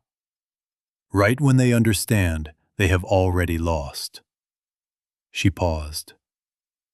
A man with everything still has something to protect, so he stays careful. A man who has lost everything has nothing left to lose. And that, Ray, is when he does the thing you never see coming. The hair stood up on my arms. What are you telling me? I already knew, somewhere down under my ribs, what she was about to say. I had felt it coming the way you feel a big punch coming a half second before it lands, when there is nothing to do but set your feet and brace. I am telling you he is cornered, and a cornered man reaches for the most dangerous thing he has got left to him. A beat. He is going to look around for who he can still hurt to save his own skin. And the one standing closest, the one with the most to lose, the one already tangled up in all of this. Another beat. Ray, watch your son. I should have known Victor Kane had one card left to play. A man like that always does. And I should have known, God forgive me, what it was going to be. It was my son. Estelle saw it first. In the papers, Frost had started quietly handing over. Victor was not going to go down alone. He was building a story, and in that story he was not the predator at all.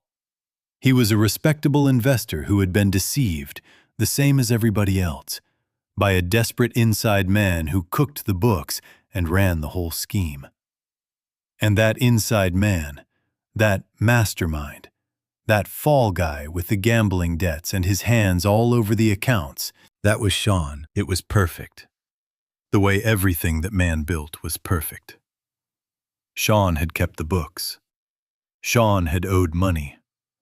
Sean had signed things, moved numbers, done 100 small things a clever lawyer could braid into a noose. Victor had been setting him up from the very first day, not just to take my bar, but to have a body to throw to the law if this day ever came. My boy had never been a partner to Victor Kane. He had been an insurance policy. I sat with that and felt something I had not felt in all of this. Not anger. Fear. The pure, cold fear of a father. This man had taken my business, my wife's name, my standing in my own town, and now he meant to take my son's freedom to save his own skin. And he was going to do it without losing 1 hour of sleep over it. Then, on a cold night near the end of it all, somebody knocked on my door. I knew the knock. A father knows his own child's knock the way he knows his own heartbeat. I stood there a long moment with my hand on the latch. Leave it shut, the hard part of me said. He let you stand in the rain. He called your wife's life a drink recipe. He let this whole town believe you were a monster. But Eileen's voice was in me too, the way it always is at the door of the hard things. And I opened it. He looked terrible. Thin, gray, his eyes red. A man who had not slept in days. He had a folder under his arm, held tight to his chest, the way Tess once held hers. The way everybody in this story held the thing that was going to cost them something. "Dad," he said, and his voice broke clean in half on that one word. He came in. He sat down at my table. And then my son told me the truth. All of it. The way I had been waiting his whole life to hear him tell me anything true at all. He told me about the debts, and how Victor had found him, and how good it had felt to have somebody powerful believe in him after a lifetime of being the son of a great man and never measuring up. He told me how he had let himself not see what was happening, because to see it would have meant he was part of it. And he told me how, a week ago, Frost had called him into an office and explained, very calmly, very kindly, exactly how the whole thing was going to be his fault. How Victor would walk free, and Sean would go to prison. And there was not one thing he could do about it. He was always going to do this to me, Sean said, staring down at his own hands. From the first handshake, I was never his partner, Dad. I was just the door he planned to leave through. Then he slid the folder across my table. It is everything, he said. The real books, the accounts before they doctored them, his emails, his instructions to me, in his own words. It proves he ran all of it. It proves I am telling the truth. He swallowed hard. And it proves I helped him do it. Handing you this does not save me. It puts me in a cell. I know that. I am giving it to you anyway. I looked at my boy across that table, this man I had failed and who had failed me, and I understood what he was doing. He was not buying his way back into my good graces. He knew he could not. He was doing the one right thing left to him, knowing it would cost him everything. Because it was right. Because somewhere under all of it, he was still the boy I taught to throw a punch and tell the truth. It was not enough to fix us. Some things break and stay broken. But it was not nothing either. It was the bravest thing I ever saw him do. What was in that folder, set beside the boy's full video, the one with Victor's own voice ordering my dog kicked and my dead wife's name dragged through the dirt, was the end of Victor Kane. Estelle told me later it was the kind of evidence a prosecutor prays for. Victor had built his whole defense on Sean being the villain, and Sean had just walked into the enemy's corner and handed me the proof that the villain had been Victor all along. For just a second, before he rose, he looked up at me, and I saw the boy he used to be, holding up a skinned knuckle for his old man to fix. I could not fix this, but I reached across that table and laid my hand over his. And for a moment we sat there, two broken men, and let it be quiet. Then Sean stood up to leave. There was so much I wanted to say to him, and not a word of it would come up my throat. My son handed me the thing that would save me, and damn himself. And then he walked out my door before I could find my voice. I did not know it was the last time I would ever see him as a free man. At the very start of all this, I told you about a woman in a gray suit, a folder, and a table in a downtown office. And the moment the smile finally left Victor Kane's face, I have brought you the long way around to get here. Now we have arrived. It was not a grand courtroom with a jury, the way you see it on television. It was a plain conference room on the 8th floor of a downtown building. A long table, bad coffee, and lawyers down both sides. Estelle had warned me these things almost never reach a jury. When the evidence gets heavy enough, she said, the fight ends in a room exactly like this, before a judge ever lays eyes on it. A man takes the deal because the only thing worse than the deal is what waits for him if he refuses it. Victor was already there when I walked in, and he had that smile on. The same one from my doorway. The same one from the day he first strolled into my bar and called it a legacy. A man who still believed, right up to the final second, that he could talk his way off the ropes. I sat down across from him with my dog at my feet. Estelle had asked if I wanted Champ in the room. I said yes. I wanted Victor Kane to have to look at that gray muzzle while it happened. Estelle wore a gray suit that morning. She set a thick folder on the table, squared it with her fingers, and began. She did not raise her voice one time. She never does. She laid it out piece by piece, the way you take apart a man who still thinks he is winning. The 11 victims. The pattern. Drawn in lines so straight a child could follow them. Harold Beckett's sworn statement. The real books. The ones Sean had carried to my kitchen in the dark. And then she turned a laptop around on the table and pressed a single key. The full video played. The whole room went silent. And we watched it together. The boot going into my old dog. Champ's cry. And then Victor Kane's own voice, clear as a church bell, telling his man to do it. And then saying my dead wife's name like it was something filthy he wanted off the bottom of his shoe. I watched Victor's face the entire time. I had waited my whole life to read one man this close. And I saw the exact moment it happened. There it is, I thought. That is the moment I told you about at the very start. I saw the smile fight to hang on, the way a hurt fighter's legs fight to keep him standing. And then I saw it go. Not all at once. Slow. The way the last light leaves a room. The charm drained out of his face. And the warmth. And the certainty. Until there was nothing left across that table but a small gray man who had finally run clean out of people to hide behind. The smile left his face. And this time, it did not come back. His own lawyer, Lena Frost, sat 2 chairs down and would not look at him. She had already cut her deal. The rat was off the ship. It did not take long after that. The lawyers talked in low voices.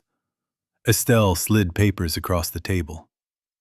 Victor Kane signed where they pointed, with a hand that had stopped being steady.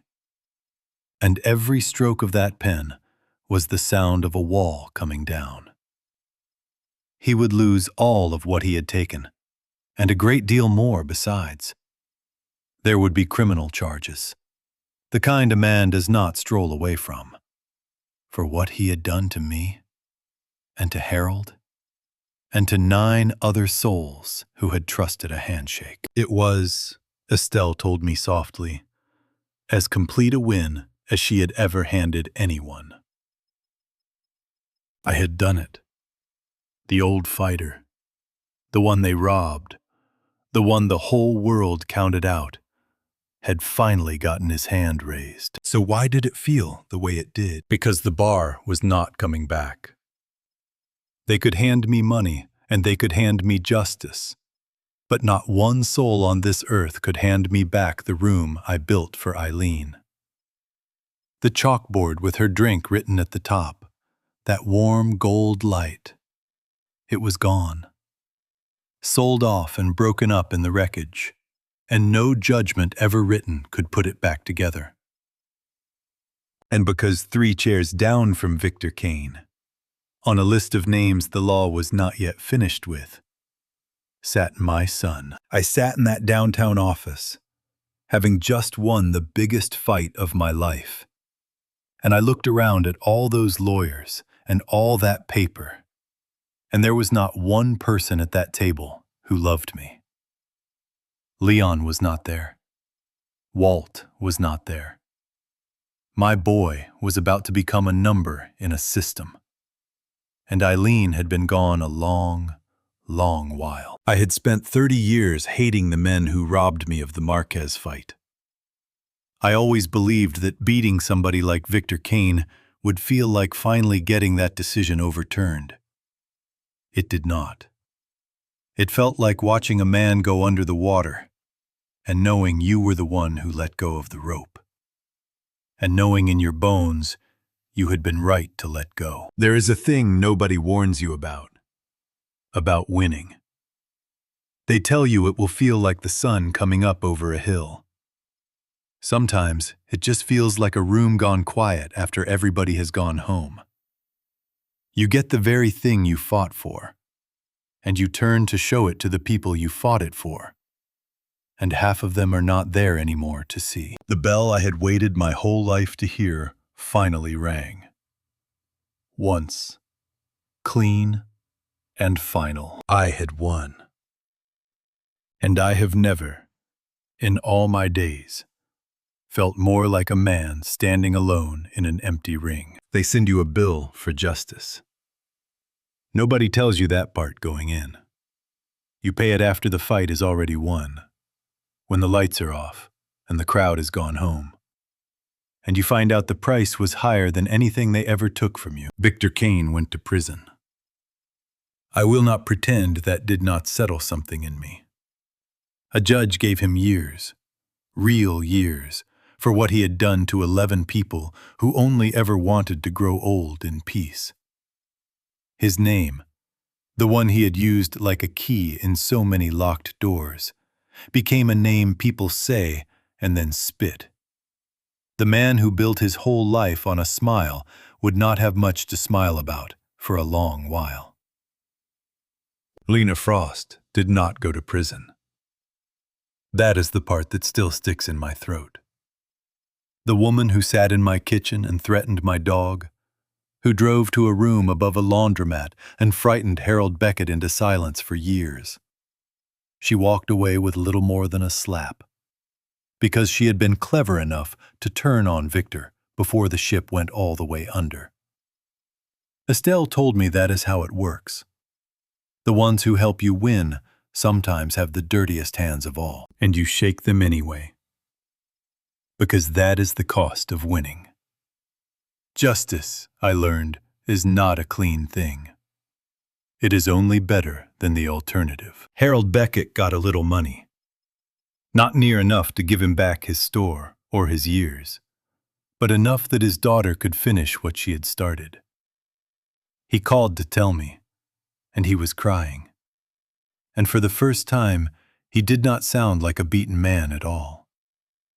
That phone call was worth more to me than my own settlement. And my son went to prison too. His lawyer fought hard. And his cooperation counted for something. The evidence he handed me, the very thing that damned him, also showed the court a man who had finally chosen to do right. And they gave him the lightest sentence the law would allow. But the lightest sentence is still a sentence.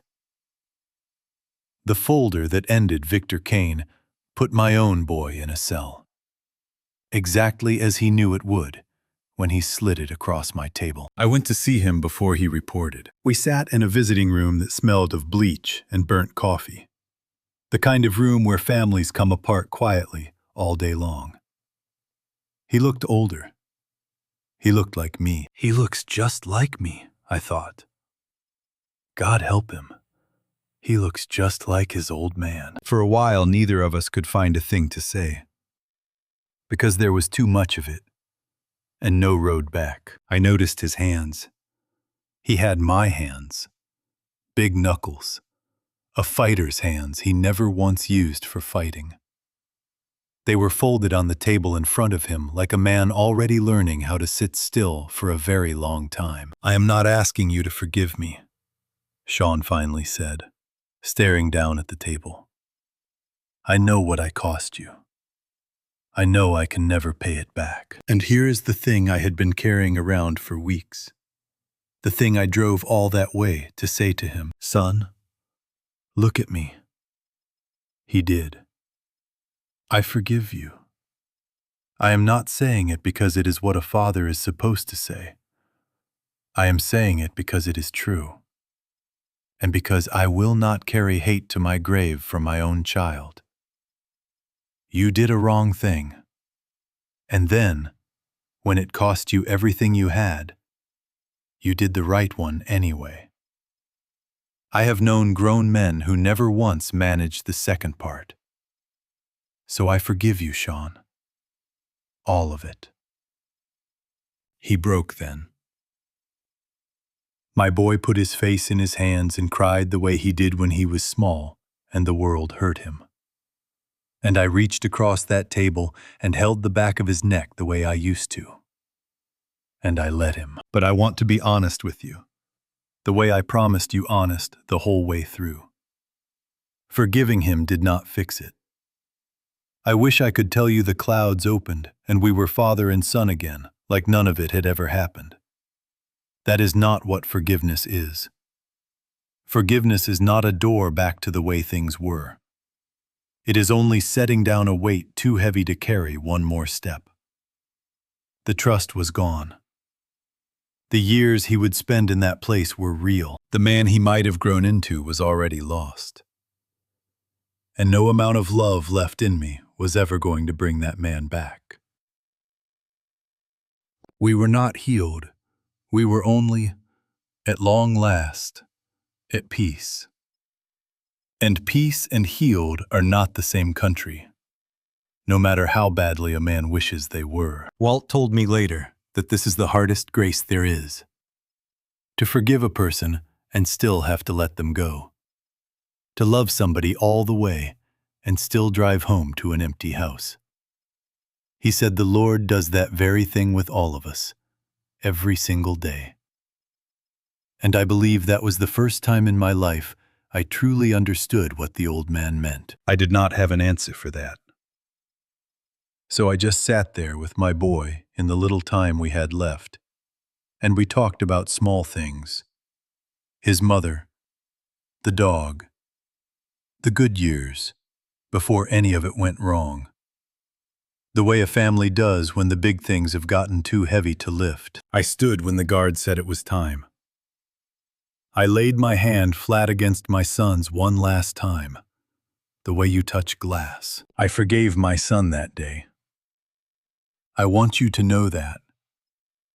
But forgiveness does not unbreak what is broken. He was still my boy, and I was still going home without him. It has been a little over a year now. I want to tell you how it ends. Though I have come to learn that nothing truly ends. It just changes shape and keeps on walking beside you. I have a new place. It is not the corner. I want to be plain about that because I promised you the truth all the way through.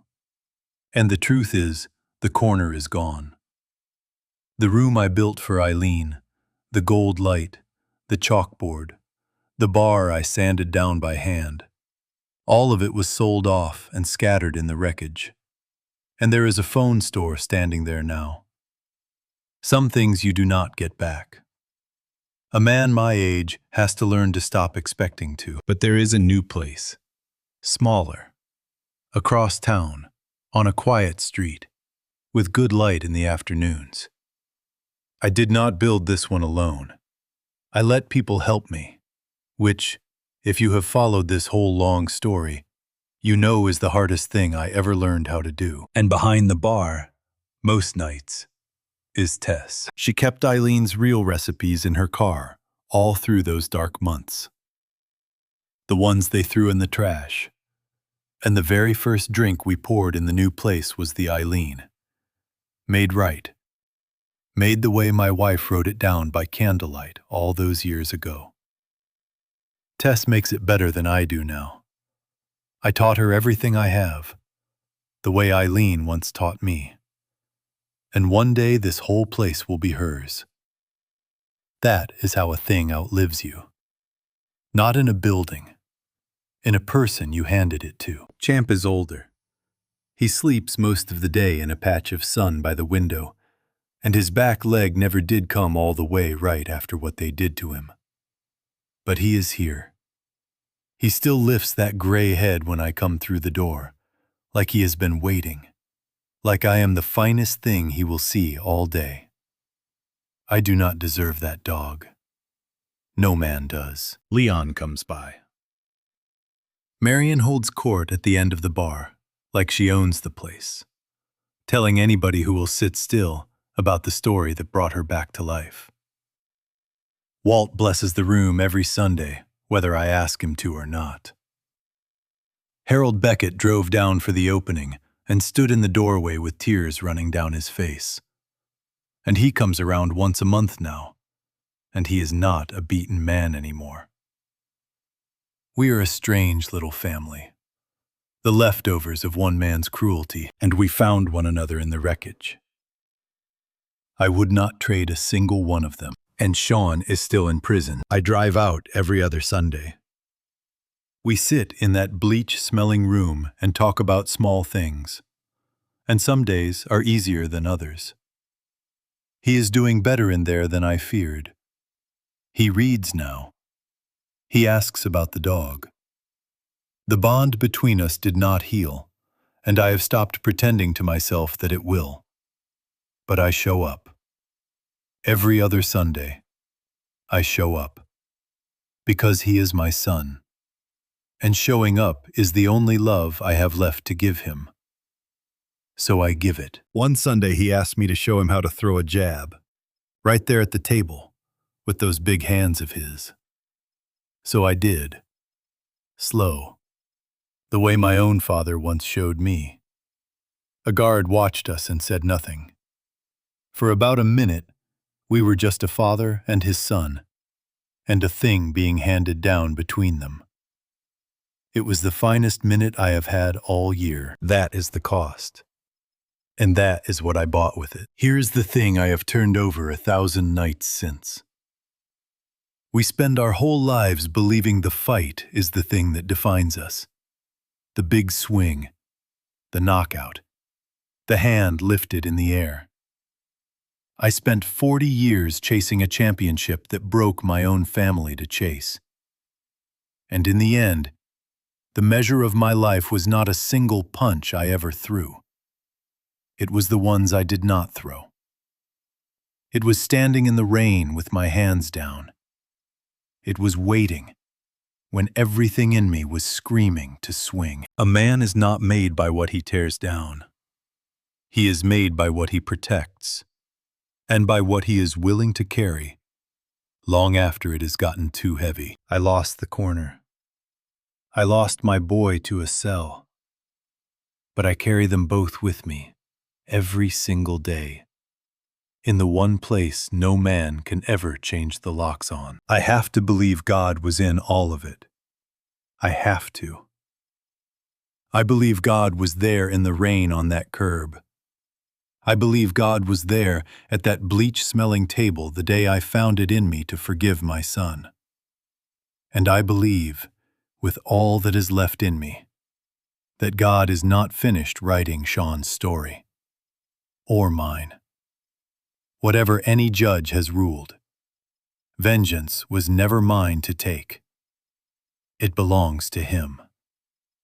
And so, it turns out, does the mercy. I had to lose nearly everything to finally understand the two were never standing far apart. If this story reached something in you tonight, sit with it a moment before you go. Then tell me, down in the comments, about a handshake you trusted, or one you wish to God you had walked away from. Tell me what city you are listening from. I read every word, and it means more than I can say to feel you out there in my corner. And if an old fighter's story was worth your evening, stay a while with this channel. There are more of them coming. Because every one of us, every single soul, has a bell somewhere back in the past that started everything. Mine started with a girl, and a dream, and a little notebook full of recipes. And I want you to know, after everything, it is still ringing.